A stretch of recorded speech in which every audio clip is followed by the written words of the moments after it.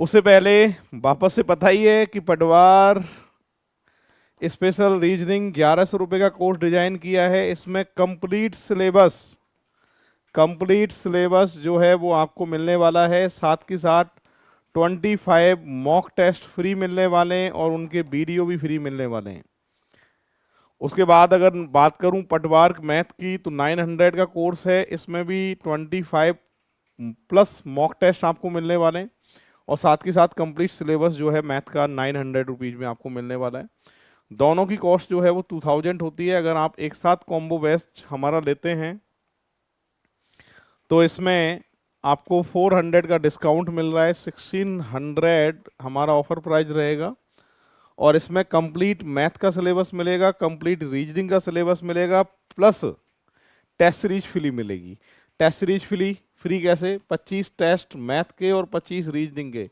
इस कॉम्बो के साथ सीधे 50 टेस्ट फ्री मिलेंगे और 50 वीडियो टेस्ट के सॉल्यूशन के वो भी फ्री ऑफ कॉस्ट आपको इसी कोर्स में मिलने वाले हैं। ठीक है, चलिए बढ़ते हैं आगे। फर्स्ट नंबर का एग्जाम्पल ये इनपुट आउटपुट से था। इसमें क्रम देखना है, किसको पहले ले रहा है किसको बाद में ले रहा है। तो सबसे पहले उठा के सी को ला रहा है, सबसे छोटा अल्फाबेट। उसके बाद बचे कुचे लाइन से लिख रहा है। सेकंड स्टेप की बात कर रहा हूँ, एक और छोटे अल्फाबेट को उठा के आगे ला रहा है, बचे कुचे लाइन से लिख रहा है, फिर बड़े नंबर को ला रहा है, फिर बड़े नंबर को ला रहा है, बचे कुचे ऐसे कैसे। और छठा चरण अंतिम चरण है। मतलब इनपुट में ये देखना होता है कि किसको पहले ले रहा है किसको बाद में ले रहा है। तो यहाँ पर पता चल गया, छोटा अल्फाबेट बड़ा नंबर फिर बड़ा नंबर, ये ताले की चाबी है। इससे क्रम पता करना होता है किसको पहले ले रहा है और किसको बाद में ले रहा है। फिलहाल ये हमारा जो है क्रम पता चल चुका है हमको। अब जो है ये फर्स्ट नंबर का एग्जाम्पल था, मॉक टेस्ट नंबर 8 का। ये कह रहा है कि चौथा चरण ये है, आपसे पूछ रहा है निम्नलिखित में से कौन सा निश्चित रूप से आउटपुट का चरण सेकंड होगा। मैंने बच्चों एक बात बताई थी कि चौथा चरण दे दे, चौथे चरण के बाद में दूसरा चरण पूछ ले, तीसरा पूछ ले, या पहला पूछ ले, या निश्चित रूप से इनपुट पूछ ले, तो ऐसे प्रश्न का उत्तर आएगा, हमेशा निर्धारित नहीं किया जा सकता। फिलहाल 4 नंबर ऑप्शन इसका करेक्ट आंसर होने वाला है। आपसे पूछ रहा है ये इनपुट दे रखा है, इसमें अंतिम चरण क्या होगा, ये आपसे पूछा गया है। तो इनपुट दे रखा है, अंतिम चरण आपसे पूछा गया है, अंतिम चरण क्या होने वाला है ये आपको पता करना है। इसको सॉल्व करते हैं, मैं लिख देता हूं इनपुट को। ये इनपुट है,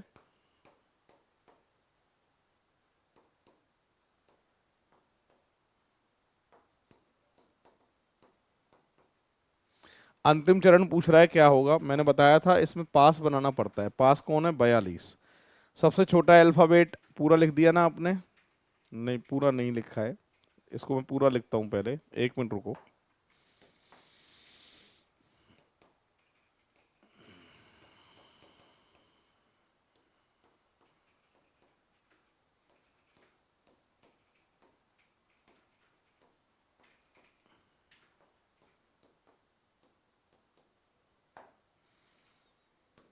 पास कौन है? बी।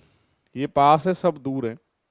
सबसे पहले सबसे छोटा अल्फाबेट, सबसे छोटा अल्फाबेट कौन सा है? बी। ये पास है। और मैंने कहा था जब पास वाले कटने का नंबर हो, कटेगा तो सही, नया नंबर नहीं देना है। ये बन गया पास।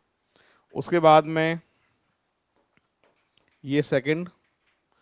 बड़ा नंबर सब में कौन सा है कि सर 73 है, ये 3 नंबर।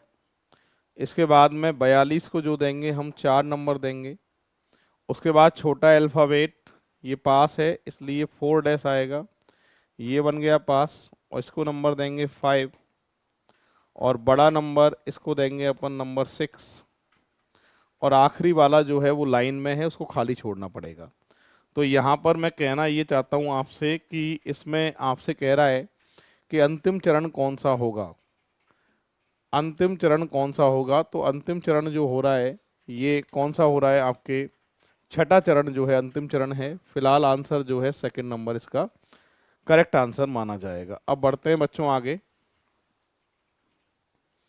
नेक्स्ट एग्जाम्पल की बात करें, आपसे पूछ रहा है आउटपुट का तीसरा चरण है, तो कौन सा तीसरा चरण है ये आपसे पूछा गया है। पहले इसका इनपुट लिख देता हूं मैं।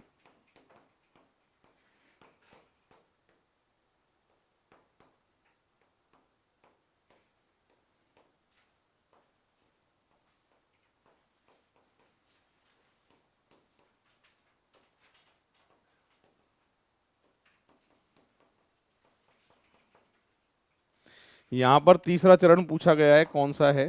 तो इसको सॉल्व करने का तरीका क्या है, सुनो। सबसे पहले सबसे छोटा अल्फ़ाबेट ये रहा, ए डी ए जी, 1 2।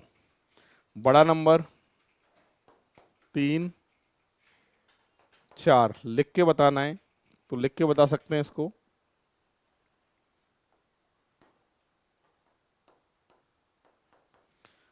चौथा चरण पूछ रहा है कौन? तीसरा पूछा है, चौथा तो काटना ही नहीं है। तीसरा जो है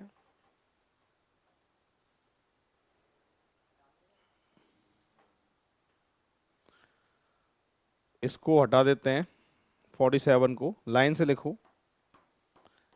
एडवांस आ गया, देन अगेन आ गया, उसके बाद में फिर 63 आ गया और बचे कुछ लाइन से आ गया। उसके बाद 13 24 बिटवीन, ये आंसर है इसका, ठीक है। तो एडवांस अगेन 63, फिर 63 के बाद 47 नहीं आ सकता, यहाँ भी 47 है नहीं आ सकता, यहाँ 63 के बाद में 47 नहीं आ सकता, ठीक है।